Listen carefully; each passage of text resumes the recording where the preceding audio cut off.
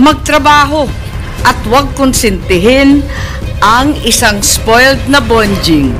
Huwag nang busugin ng pabor. Huwag nang pumayag dahil may pabuya. Huwag tayo magpalaki ng buwaya, baby pa nga ang tawag, lulong na. Sa mga mahal kong kongresista, may suggestion po ako. Ito suggestion lang naman, Huwag niyong masamain. Kesa inaatupag ninyong palitan ang pinili ng taong bayan, binoto at minahal. Bakit di nyo nalang palitan ang tao, kayo naman lang ang pumili? Ayaw paawat ng iba sa kaka-flex. Ano kaya kung yung speaker nyo na lang ang paltan nyo? Ito na nga, Senator Amy Marcos, pinagtawanan at ininsulto ang House of Representatives. House Speaker Martin Romualdez tinukso ng todo. Pero bago ang lahat, maaari kayong mag-subscribe para maging updated sa mga issue at bagong mga balita. Matakaw at sakim sa kapangyarihan. Yan ang tawag ni Senator Amy Marcos sa kanyang pinsang buo na si House Speaker Martin Romualdez. Dagdag pa niya, kesa ipa-impeach ang Vice Presidente na pinili ng taong bayan, mas mabuti umanong palitan na lamang ang Speaker ng House of Representatives. Narito ang buong detalye. Madam Secretary. Senator Marcos. Senator Amy Marcos recognized to explain her vote. Thank you very much, Mr. President. I vote a resounding yes. Sa hinabahaba kong pagsisilbi sa Kongreso, sa 12 taon na nanilbihan kami, ang trabaho ng kongresista sa pagkaalam ko ay maging kinatawan ng kanilang distrito o kanilang sektor. Bakit naman ngayon ay naging tagabantay na lamang sila ng humihiyaw na dambuhalang sanggol? Ginawa ng bonjing na armas ang impeachment.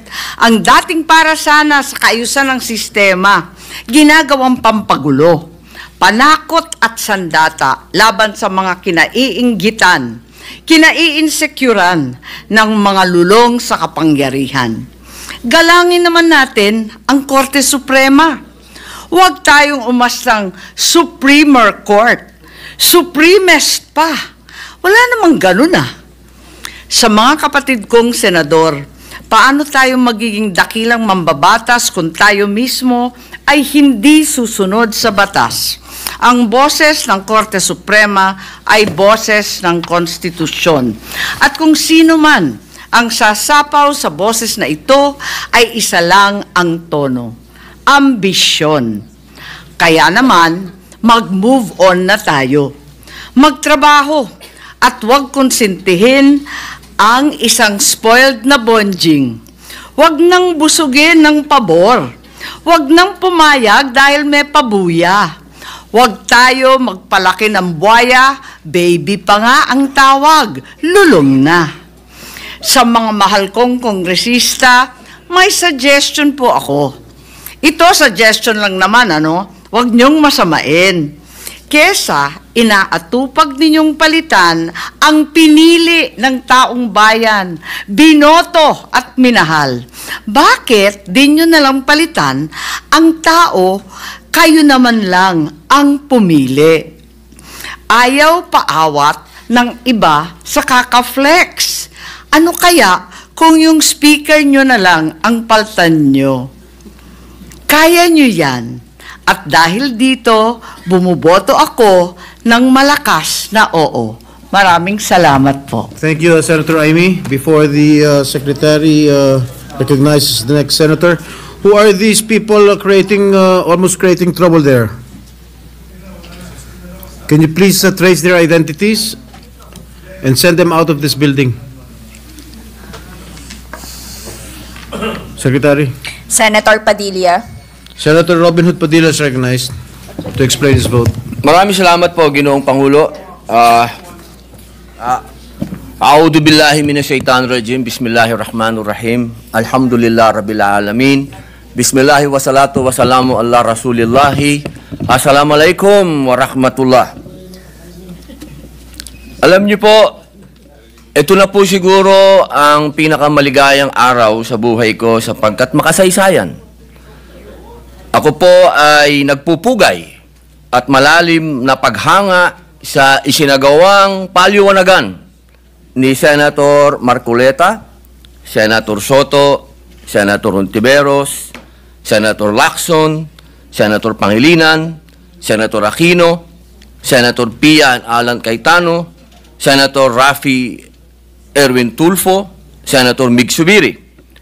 Ang palitan ng mga paniniwala sa plenaryo ay simbolo ng humihinga at buhay na Senado. Nagagawa natin ang kalayaan at kasarinlan. Isang demokrasya na naririnig ang bawat naratibo. Tagahanga po ninyo ako lahat. At alam naman po ninyo, sa maiksing panahon ko rito, ako ay pro-Westminster. At ngayon, system po, system. Yan po yung parang sa UK. At yan po yung nakita ko ngayong araw na ito. Ang lahat ng mga senador ay gising, ang lahat ng mga senador ay nandito, ang lahat ng mga senador ay nagtatrabaho sa ayon sa kagustuhan kong makita ko ang bawat debate at ang bawat opinion ng bawat isa. Kaya nagpapasalamat po ako. Napakagandang araw po nito sa inyong lahat at sa ating lahat. Ngayon, mga kababayan, gusto ko pong malaman ninyo na ako po ay nagbibigay pugay sa lahat ng nanonood sa atin ngayon. Malamang, ang sasabihin ninyo, siyempre, si Robin Padilla, ang boto niyan, alam na natin. Eh, mabuti po, alam nyo na. Ang gusto ko lamang pong liwanagin ay ito. Ang nais ko, sana, ay katapusan na nito. Dismissal. Una pa lang po, bago pa lang po kami na-convene, labag na po sa kalooban ko na matuloy ito.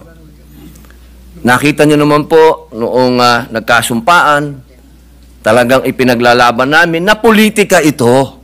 Politika ito At kailangan ng due process. Pero natuloy pa rin po, nag-convene pa rin. Pero hindi pa rin po ako nagsuot ng robe dahil para sa akin ay protesta. Dahil ayoko po talagang matuloy. Bakit?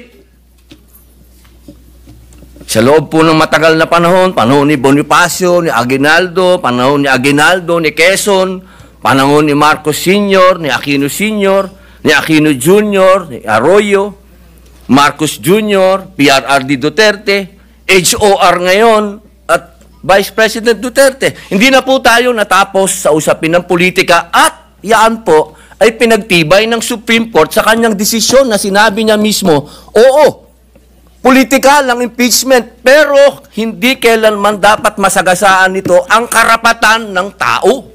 Malinaw at yun po ang pinaglalaban natin at kailangan dumaan sa tamang proseso. At yan po ang pinaglalaban natin. Ngayon, mga mahal kong kaibigan, pagkatapos po natin marinig ang bawat punto ng bawat isa, sana po matapos na po ito at harapin na po natin ang mga tunay na problema ng bayan. Katulad po ng sweldo, katulad po ng agrikultura, pagkain, kaguluhan sa West Philippine Sea, sa buong mundo. Ang dami po nating dapat pag-usapan. Total, meron pa naman pong Pebrero. Ang sinabi naman po ng Supreme Court at ang Supreme Court naman po, ang siya naman po dapat na sinasabi ng saligang batas. Malinaw po. Matagal po akong ginawang chairman ng constitutional ni dating Pangulo Mig Zubiri. Pinagkatiwalaan niya po tayo, pinag-aralan po natin yan, at malinaw sa konstitusyon na ang magpapaliwanag ng saligang batas ay Supreme Court. Kaya sana po, ako'y malungkot talaga dahil napunta tayo sa archive. Yung archive, binasa ko pwede pala yung hukayin anytime, kung ano man. So, hindi pa rin tayo natapos.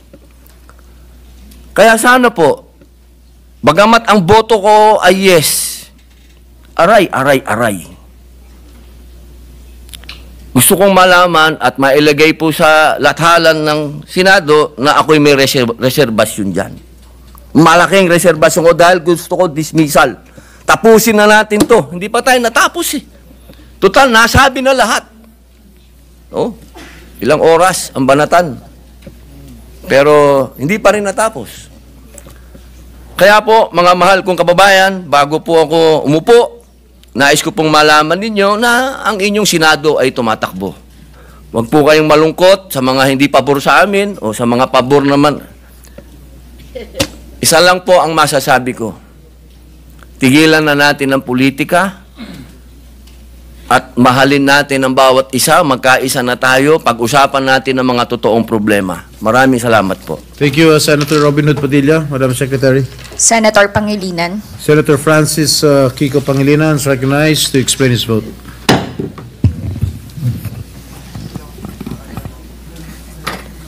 This representation votes no. Unang-una, ang boto na no ay hindi nangangahulugan na hindi natin nirerespeto ang pasya o kapangyarihan ng Korte Suprema. Lalo-lalo na't hindi pa ito pinal. Wala sa hanay ng mga senador na bumoto ng no ang nagsasabi na hindi dapat respetuhin ang pasya ng Korte Suprema. Hintayin lang ang final decision. Kung tutuusin, kung hinintay lang natin ang final decision, hindi tayo nagpasya at wala tayong ginawa na mga hakbang out of respect dahil nga pending pa, wala tayong nilabag sa pagiging immediately executory ng desisyon. Kaya, kataka-taka kung bakit kailangan magkaroon ng archiving. Pero pasya ito ng mayorya.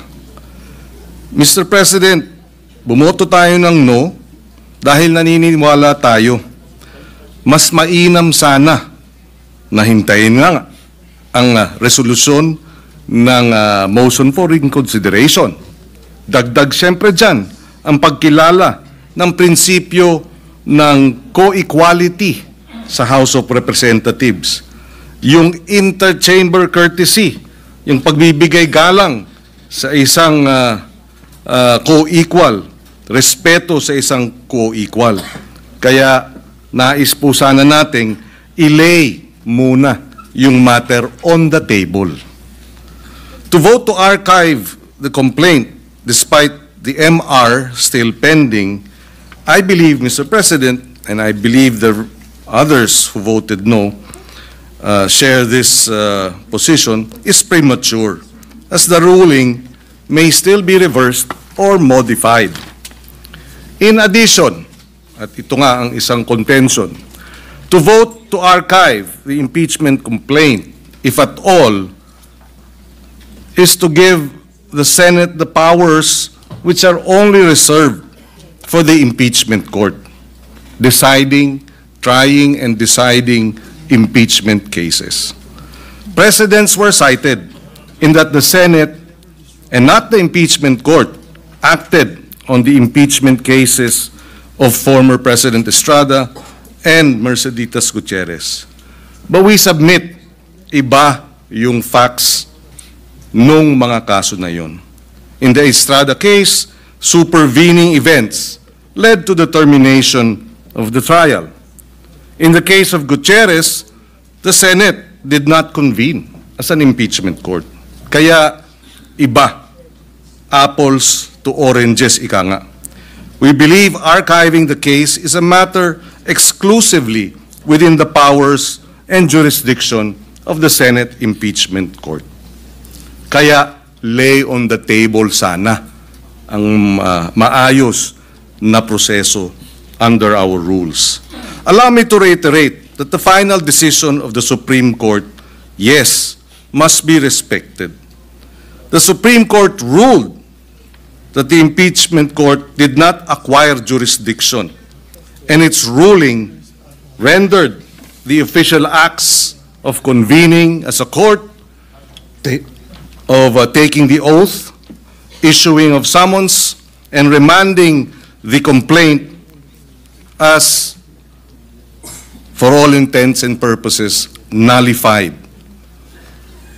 Kaya tinanong natin kanina, ano na ang nangyari sa constitutional duty and constitutional power as sole power to try and decide impeachment cases. We took an oath to uphold and defend the Constitution, and that includes our own determination whether or not the nullification of the acts of the impeachment court, an exclusive sole power to try and decide impeachment cases, if the ruling was based on the facts and not on a misappreciation of the facts. Kaya nga, sana hinintay ang motion for reconsideration. The impeachment court, being ousted of its jurisdiction by the Supreme Court, is unprecedented, based, and sadly, as we read the ruling, the decision, based on the wrong facts. It is disturbing. The distinguished minority leader pointed out, point for point, in his interpellation and manifestation, the errors in the facts that the Supreme Court based its findings of grave abuse. I reiterate, one cannot be right with the law if one is wrong with the facts. And that's why napakahalaga nung motion for reconsideration. There is still an opportunity for the errors to be corrected, kaya nandyan ang MR. And this is the reason why we voted no. Napaka-precedent setting nitong nawalan ng jurisdiksyon ang impeachment court, nawalan ng kapangyarihan o isinantabi ang kapangyarihan, sole power of the House of Representatives to initiate proceedings, at naway sa pamamagitan ng motion for reconsideration, mabalik yung ating kaninang nabanggit na ma-harmonize yung lahat ng mga constitutional provisions na hindi nag-aaway kung hindi lahat ay mabibigyan ng legal at binding effect. The power of judicial review, the sole power to initiate impeachment proceedings, and the sole power to try and decide cases of the Supreme Court, of the House of Representatives, and of the Senate. Maraming salamat. Thank you, Senator Pangilinan. Mr. Secretary. Senator Soto. The minority leader is recognized to explain his vote.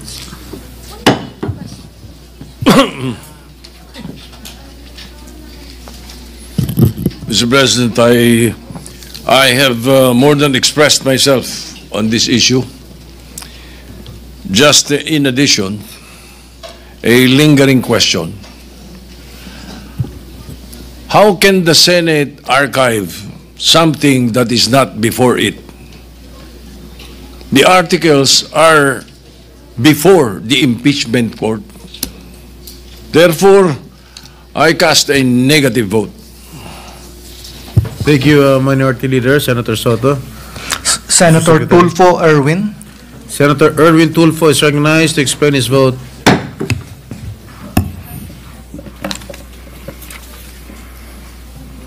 Ginoong Pangulo, mga kapwa kong senador at sa sambayan ng Pilipino, bumoto po ako ng yes sa mosyón na sumasang-ayon sa desisyon ng Korte Suprema sa impeachment case laban kay Vice President Duterte. Ito po ay hindi sa gusto kong iligtas ang Vice Presidente, kundi dahil malinaw ang sinasabi ng ating batas at mas malinaw pa ang desisyon ng Korte Suprema na ito po ay labag sa konstitusyon.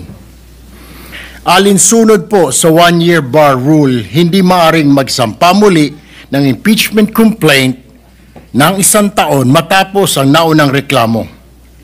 Ayon po sa kataas-taasang hukuman, ito ay nalabag. At bilang mambabatas, hindi ako pwedeng pumikit na lang sa harap ng isang tahasang paglabag sa ating saligang batas. At para saan o ano pa ang saysay ng panunumpa natin noong nakaraang linggo sa tungkulin na nakasaad doon na that I will protect and defend the Constitution kung ito ay susuwin lang naman natin. Ngunit, linawin ko ito. Ang boto kong ito ay hindi para iabsuelto si VP Sara Duterte. Sa totoo lang po, gusto ko siyang humarap sa paglilitis upang maipaliwanag ang mga issue upang sumagot sa mga tanong ng taong bayan at upang harapin anumang pananagutan kung ito'y nararapat. Dahil ang paninilbihan sa taong bayan ay hindi po pribilehiyo, kundi isa ring pananagutan. Public service is not just a privilege, rather it carries also huge responsibilities. Sa loob po ng mahabang panahon, nasanay na ang ilang matataas na opisyal kapag may kapangyarihan, may lusot. Kapag mataas ang posisyon, immune sa tanong o investigasyon. Tama na. Panahon nang baguhin ito. Kung tunay po na walang kasalanan si VP Duterte, dapat siya mismo ang manguna sa pagbubukas ng lahat ng dokumento, paggamit ng budget at mga hakbangin niya bilang pangalawang Pangulo at kalihim ng DepEd. Walang dahilan para umiwas kung malinis po ang konsensya. Ang boto kong yes ay hindi pagtatanggol sa kanya, kundi pagtatanggol sa legalidad ng proseso. Hindi po ito ang wakas. Kung may basehan at sa tamang panahon, hindi po ako magdadalawang isip na suportahang muli ang isang lehitimo at makatarungang impeachment. Dahil ang pamahalaan po ay para sa taong bayan, hindi po para sa iilang nasa puder.